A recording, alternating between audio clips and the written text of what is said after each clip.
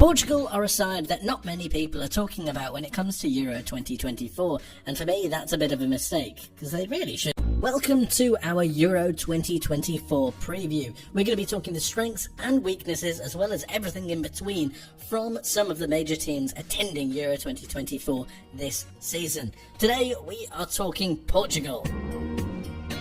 As far as the defensive side of Portugal goes, they have a number of high quality players for a number of positions. This is one of the iterations that I think they could go for. Costa in goal is arguably one of the best ball playing goalkeepers in the modern era right now. We have a back partnership of Diaz and Inacio, who has had a sensational season with Sporting Club de Portugal, and we have Cancelo out on this left hand side. Watch for him to be drifting in from this left hand side in this Roberto Martinez setup, moving into a more midfield style role for better possession, and Palhinha dropping in between the two centre backs. We have Dalot, who can occupy this right hand side, but he can also be positioned, or out of position I should say, by Nelson Semedo. There is a number of different avenues that Portugal can go between for this defensive setup. I think this is one of the best ones they can go for, but they have a number of quality players that allow them to play a varying amount of formations, but we'll get to that later. They say that a lot of attacks start from the back, and that is certainly the case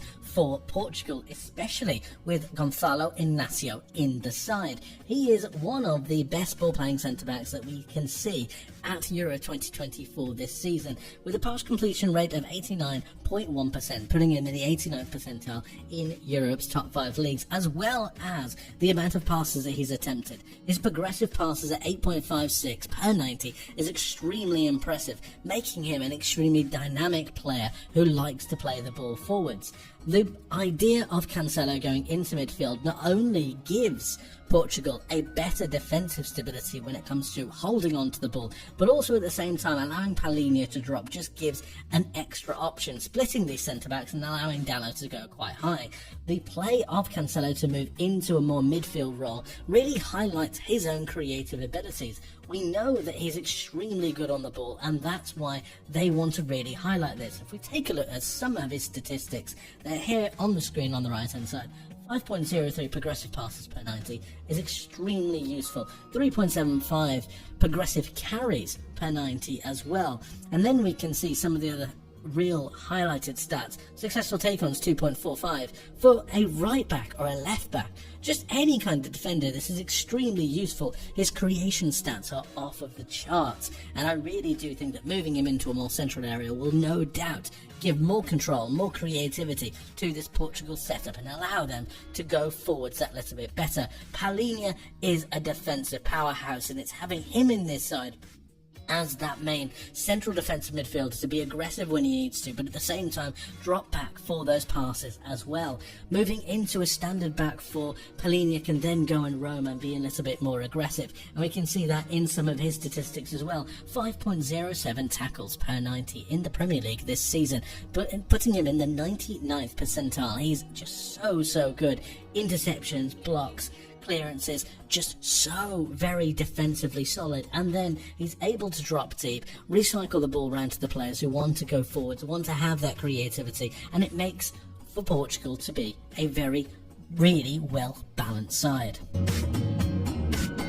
Going forwards is where Portugal really come into the relevant. The amount of technical attacking talent that they have, as well as the real dynamism they have going forwards, makes them an extremely difficult proposition to deal with. Bruno Fernandes really coming into the side and being the main creator, but also passing on a lot of the major opportunities to Bernardo Silva, who is out on this right-hand side, leaving space for Leao out on this left, and it's really where the flanks that I think Portugal are going to dominate. They're not necessarily symmetrical in the way they play, i.e. meaning they have two really pacey wingers, but the technical ability of Bernardo Silva to not only drift down this side, but also cut in, allowing Bruno Fernandes to go in for crosses, allowing Leao to really enter the box later down the line. It's this dynamism from Leao's pace, speed and recovery with the idea of Bernardo Silva cutting inside, with Bruno Fernandes going around the outside, that gives a number of opportunities for Portugal's strikers. The crosses into the box, I think, are going to be a major avenue that people really need to look towards. And then you've got Vitinha playing almost a hybrid role, really comfortable as a centre midfielder, but also willing to go forwards and take some shots on. His possession-based statistics are really good for PSG this season, and we've seen him really flourish under the stewardship of Luis Enrique. Cristiano Ronaldo obviously being that main central striker, but I think that utilising Gonçalo Ramos is something that Portugal really need to look towards. Yes, Ronaldo is really good towards the box, and yes, he is their talisman, really the player that they're going to look towards to really create those big moments. But as for the balance in the side, the question marks will be there. Bruno Fernandes is going to be linking all of this together while having that defensive solidity of Palhinha. Naturally, as I've said with the defence, there are a number of different players that can be really highlighted in these spots. And then you've got the players possibly on the bench, the likes of Pedro Neto, the likes of Diogo Jota. Of course, you've got João Neves, who is going to be able to come into this side as well. Ruben Neves as well. There are a number of different players that could be playing a pivotal role for this Portugal side, and it just makes that attack that little bit more devastating. When we're talking about Bernardo Silva, particularly on this right hand side though, we look at some of his statistics and they are so impressive. 9.5 progressive passes received, making sure that he's able to be in those spaces. 4.92 progressive carries per 90, putting him in the 99th percentile in Europe's top 5 leagues. Not to mention his non-penalty XG, his shots total, his shot creating actions of 4.4 shots creating actions per 90, 94th percentile. He is so very impressive. And then you've got his touches within the penalty area, being able to take the ball and then drive with it, taking those touches, really having those shots. Look for the curler towards the back post, look for him to play reverse passes into Bruno Fernandes to play those crosses. There are so many different avenues that Portugal can go down, and this is why I think they have such good dynamism on the side. Rafa Leão is just a nuisance, a nightmare, brilliant with the ball at his feet, but at the same time able to drive with the ball and really attack those spaces that are left open by the likes of Vitinha, by the likes of Bruno, being able to play 1-2s with Cristiano Ronaldo and then moving into the box as he drives with the ball. We can see 2.79 successful take-ons per 90, 5.38 progressive carries, really taking the ball and driving with it. He is a dynamic player, he is dynamite. And in contrast with Bernardo Silva, who operates in a more technical capacity, Rafa Leão loves to drive at players, and it's this kind of difference in attack that I think is going to make Portugal so very difficult to predict.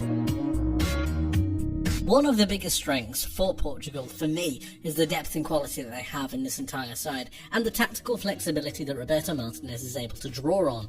When we think about a lot of sides, they tend to struggle or really diminish in quality when they start to change positions and when they start to change formations. When you have the 4-3-3 being such a dominant formation for so many different sides, the ability to really change in an instant to, for example, a back three, allowing for an extra midfielder to go on these wide areas, perhaps even occupying a top two with Ronaldo and Ramos. Then you've got the idea of a player in Bruno Fernandes going a little bit further forwards, being that main attacking midfielder, utilising the pace and power of a Semedo or even a Nuno Mendes.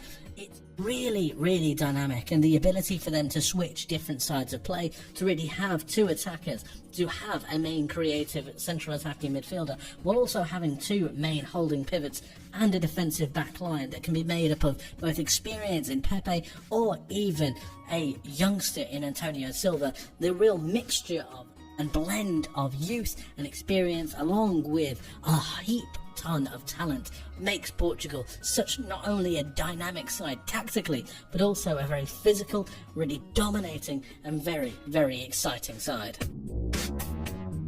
This might seem a little bit crazy, but bear with me. My weakness for Portugal is Cristiano Ronaldo. Now, I was torn between Ronaldo or even the manager in Roberto Martinez, as he hasn't exactly proven himself to be able to get the best out of a young crop of talent or a really talented group of players in such a very long time. But Ronaldo, for me, I think is really edging towards a major problem when it comes to being in this Portugal side. The quality of player that he is has certainly diminished, and while a load of people will be calling to the fact that he's having a good season in Saudi Arabia, I do wonder whether he is going to hinder the real progression of this side from a physical point of view. He keeps himself in great shape, of course, but I wonder whether playing a Gonzalo Ramos, perhaps even utilising a different formation, one that might not be suitable to Ronaldo too many times, I wonder whether he's going to have an issue with not being the main man.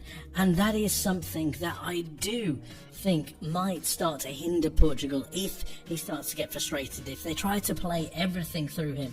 Utilising him is great, and having him as an outlet and having him as an asset is fantastic, but unless you have the players to be able to only work for him, I wonder how far they can get.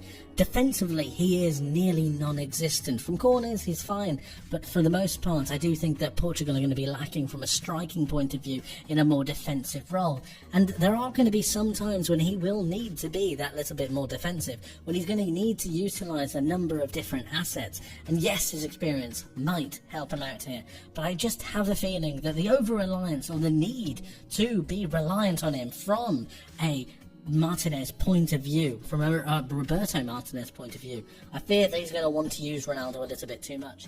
And I think that the best way forwards for Portugal might be to have him play more of a bench/supporting role, to allow these youngsters to really express themselves, to allow them to go forwards and really show what they can do.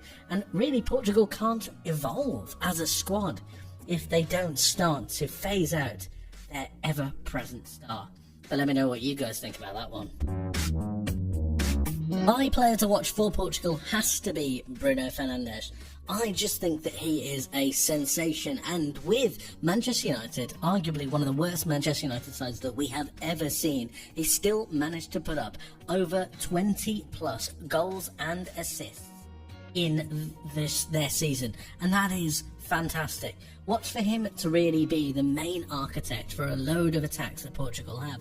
Players looking for Fernandes while being allowed to then turn, unshackle himself and move forwards. His utilisation of the ball with Bernardo Silva out on this right-hand side is going to be something that I think is utilised a lot by Roberto Martinez. Crosses going into the box, him looking to really pick up the ball and then make those crosses into the box for the likes of Cristiano Ronaldo and Gonzalo Ramos. Watch for him as well to drop a little bit deeper to try and find the football if Portugal are not in a mainstay hold of possession. He is going to be the one that I think is going to step up as the leader for this side, utilising that experience. He's not young anymore, really. He's getting on a bit and he's utilising that experience that little bit more, driving forwards that little bit more, and I think a lot of the Portugal youngsters are going to be looking towards him. João Neves, I can see really blending well with Bruno Fernandes, utilising his experience, his role in this side, and really driving them on. He is one to watch for me. Overall, Portugal are a very exciting side with a good blend of youth and experience, a wealth of talent that comes in the form of Cristiano Ronaldo, Bernardo Silva, Bruno Fernandes and the like, but the young crop of players in Inacio, in Vitinha and in João Neves, along with a couple of others, make them such a very dynamic outfit. Cautious words with Cristiano Ronaldo and Roberto Martinez need to be said with regards to how they progress and how they utilise the Portuguese centre forward. But if they're able to get their eggs in a basket, or in their ducks in a row, I suppose, I think that Bruno Fernandes is going to be able to utilise his creativity along with the likes of Bernardo Silva and start to create a whole heap of chances for this exciting Portuguese side. Defensively, they look quite strong, and the thought of them being underdogs or not really being represented that well at Euro 2024, I think are wide of the mark. I think they're a great side, and they're going to do quite a lot of damage to a number of teams who underestimate them. So don't underestimate them. But I want to hear from you guys. Let me know your thoughts in the comment section below. How excited are you for Portugal, and how excited are you for Euro 2024? Thank you ever so much for watching. I hope you enjoyed. If you did, make sure you check out the rest of our Euro 2024 previews, and make sure you stay tuned for Euro 2024 and all the coverage that we're going to be having. Thank you so much for watching. I hope you enjoyed. I hope you learned something new, and hope to see you in the next one. But until then, my friends, take care.